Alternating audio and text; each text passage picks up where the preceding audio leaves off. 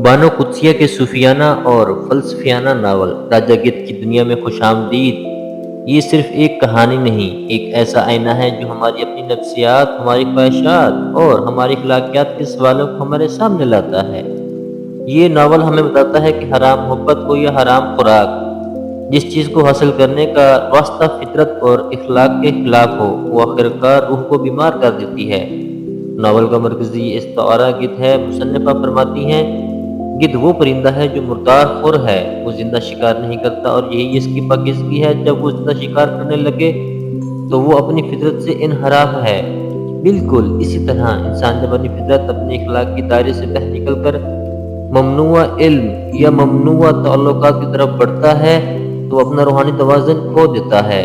यही रजा गिद्ध का बुनियादी पैगाम है और आप सबसे गुज़ारिश है मेरा यूट्यूब चैनल ज़रूर सब्सक्राइब करें। शुक्रिया।